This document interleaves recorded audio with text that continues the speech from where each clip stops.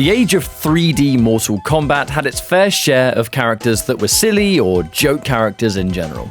Perhaps the most famous of the obvious bonus characters of this age was Mokap, a motion capture talent based in Chicago who found himself in the wrong place at the wrong time and now is fighting for his life in the Battle of Armageddon.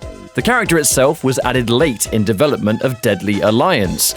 The complete likeness of Midway/NetherRealm motion capture expert Carlos Pesina, who's been a major part of Mortal Kombat's animation since the very beginning. He was Raiden in the classic games and has been involved with motion capture ever since. The suit design Mokap wears being based on the actual motion capture suit used in the making of Deadly Alliance, and a chance to take some already existing fighting styles and put them on a bonus character that you get for beating the Conquest mode. Here's the thing with Mokap in terms of competitive history. He's not bad at all. Far from it, in fact. Taking already existing styles and giving them to him actually made him a kind of viable pick in both of his playable appearances. Let us now break down the competitive history of Mokap. Okay, so I specifically didn't mention him in detail in my Deadly Alliance episode of the MK Meta about a week ago, because when this game was at its competitive time frame, he wasn't really a character that was picked. Nobody talks about him, and it's pretty hard to go through old forum posts and see anybody discussing the character. It almost seems like he got lost in the void somewhat. But if you go back and look at Mokap now, if you have an understanding of competitive Deadly Alliance, he's actually a pretty decent character, and that is for one major reason. Sonya is a top 5 character in Deadly Alliance, mostly due to her Taekwondo stance. The reason I mention it now is because Mokap has this exact same stance, but that isn't all that he has either, so let's break down what makes Mokap unique. Like Blaze, the other secret character in this game, Mokap has no weapon stance, but he does have 3 hand-to-hand. That's Karate, Tai Chi, and Taekwondo. All 3 of these stances act similar to the characters that had them originally, so Karate for Johnny Cage, Tai Chi for Kenshi, and Taekwondo for Sonya. So without even going into these moves, if there are strong tools in any of these hand-to-hand stances for the original characters, Mokap has them as well. The first thing you might notice in training mode is that the stances still have a decent amount of stance changes mid-combo, giving him rather extended launches or tricky little lows, etc. But remember that in Deadly Alliance you can interrupt strings after the first couple of hits on blocks, so unless the opponent is freezing up, they could probably interrupt you. Stance attacks are important in Deadly Alliance as the utility they bring can make or break certain characters. Mokap has 3 decent ones. The hardest to set up is Tai Chi's Taunt, as it takes a while, but hey, a heal's a heal. Karate has the unblockable shove, and Taekwondo has the full combo counter, which is an amazing interrupt tool or reversal. Mokap having all 3 of these is a fantastic little addition. The main thing you'd use with Mokap is still changing into Taekwondo for extended strings or being in the stance in general. I mentioned in the MK Meta of Deadly Alliance that Sonya is a blender of death, and it mostly comes down to these following Taekwondo strings. Back 3-3 starts off a low and has a cheeky second low in it that knocks down. Standing 4 is a lightning fast mid-attack that can go into back 3-3 as well. Standing 4 on its own is a very fast backdash cancelable normal, so it is as safe as houses. Standing 1 can also be backdash cancelled, faster than most moves, and it has a string in 1-1 that can also be backdash cancelled. Now, one major difference between Mokap and Sonya is the back 4 attack, which starts from a low. It is significantly worse for Mokap. Sonya has the back 4 into stance change for both an awesome combo ender and extra safety, but Mokap doesn't have this string at all. His back 4 cannot extend into anything on its own. However, when changing into Taekwondo from Tai Chi, the back 4 normal, which is used to link them together, can extend into a standing 4, which is much safer. But you can't use these 2 attacks together from just a back 4. It's a bit strange, but that's just how it is. Standing 3, down 3, and down 4 are all decent one-hitting attacks that again are open for backdash cancelling and just help the general neutral. Tai Chi could definitely be called the weakest of the 3 stances here, as the main access to damage comes from a pretty linear 2-2-2. It does extend into Taekwondo, which is awesome, but the stance on its own doesn't offer that much threat. A lot of standalone buttons without major mix-up or even much payout, to be honest, but it's a nice stance that almost seems like it exists to chain karate and Taekwondo together or something, so extra damage is always appreciated. Now, karate being the final string to cover here is where we can refer to Johnny Cage, but karate wasn't actually your main stance as Cage. His was Jeet Kune Do for reasons that we'll actually be covering in Armageddon. Karate was pretty forgettable, but it did have a couple of buttons. The low threat is minimal, as your low pokes all have short range and pretty much no hit advantage. Up 3 has a built-in sidestep, which is kind of cool. Standing 2 is a mid option, and 3-3-3 is a fairly standard string that again can be used to enforce the threat of the mid. The main strings you can use for hit advantage are tied to 1-2. With Mokap though, this stance, and the 1-2 funnily enough, can lead to some pretty sizable stance change combos, which again you have to be mindful of interruptions, but on a hit gives a pretty nice little combo for damage, especially a potential mix-up if they don't tech up against a wall, thanks to the standing 4-ender of Taekwondo.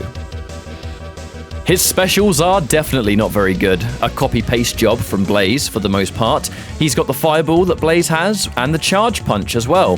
The fireball isn't garbage, but this wasn't a projectile-heavy game, and Mokap excels at the close-range game plan, so besides his flip kick, which was the third special, there's really not much you'd want to use here. His specials aren't considered very good. Mokap is a character with 3 stances, 2 of them being pretty forgettable in karate and Tai Chi, but the sheer existence of Taekwondo makes Mokap better than the low-tier characters, as the stance is so good even without the Kali stick extensions that Sonya gets. Mokap is by no means top tier, but he's got some stuff thanks to Taekwondo and plentiful stance change strings. He's got great stance attacks, which is always a bonus, and he generally kind of sits around the solid mid-tier area on a lot of Deadly Alliance tier lists, which for a random bonus add-on character is not bad at all. Mokap would, however, have a bit more identity in the next playable appearance a few years and games later. Mortal Kombat Armageddon turns Mokap into a completely new character, which is a level of detail that I never thought this character would ever get, considering he was very clearly a last-minute addition to his first appearance. He's got 2 new stances rather than the 3, as remember, in Armageddon everyone had 1 hand-to-hand and 1 weapon. Mokap keeps the tradition of no weapon, but more hand-to-hand. I'm going to cover specials first, because this time he very much has his own. Power Hands is the dash punch from Deadly Alliance, but it looks new. Still does okay damage, and it moves forward. Swan Kick returns, but again, this one has new visual effects and is very much the flip kick that Scorpion has. Lights Camera Action retreats backwards, and it fires an extremely fast projectile. It's a neat little fireball, to be honest. Finally, and most importantly, Magic Lift. Definitely his most prominent special, as it is a lift that sends the opponent into the air and downwards in the exact same timing every time, leading to some fantastic combos. Hand-to-hand wise, as it's all Mokap has, he does actually have another issue, where Wing Chun, one of his new stances, in this game is generally seen as a bad stance all round that doesn't really do anything for him. So what we're going to cover is his Jeet Kune Do, a stance that originally belonged to Johnny Cage in Deadly Alliance when Mokap was first playable, but is given to Mokap in this game. Before we cover anything, remember, Mortal Kombat Armageddon removed backdash cancelling, so we won't be mentioning it. Jeet Kune Do is a rather neat little stance in Armageddon because it's got some fast buttons attached to it. It also allows Mokap to get some fast and high damaging combos off a launch, thanks to the launches that he gets in the stance to begin with, like 1-1 forward 2 or back 1. You hit pretty hard for simple combos that do not require much execution. The main thing that makes Mokap's hand-to-hand weaker than it perhaps should have been is that the stance itself was stripped down for Armageddon. In Deadly Alliance, Johnny Cage could perform 2-2-3-3 and end in either a low sweep or the kick ender that you can see now. In Armageddon, it is now 1-1-3, and it can only end in a 4th hit, which is the kick ender that we just saw Cage do. So his options, if you were trying to pressure somebody, have gone way down because you kind of just leave it as a stagger game with 1-1 or 1-1-3. He doesn't get the extra options that Deadly Alliance Jeet Kune Do provided. Finally, and I gotta say infamously, Mokap was known by the hardcore 3D scene for having one of the most broken low pokes of all time. There's no point trying to big this up, I'm just gonna say it. His down 2, which is a low poke in this stance, does 13% damage. My only theory about this is that most hand-to-hand down 2s are an uppercut attack, which do about 13% usually, and when allocating the damage to character moves, there just must have been this whole, oh yeah, that's a down 2, okay, we'll give it 13% and that was it. But Mokap having 2 stances that are hand-to-hand means that a low poke was probably wrongfully given uppercut damage, making his down 2 a major part of his game plan. Ignore all low pokes. Use down 2. Mokap in Armageddon is basically not pressure focused, but damage focused. A decent projectile, but importantly, the lift attack that you can use with his broken down 2 up close and staggered game off 1-1-3.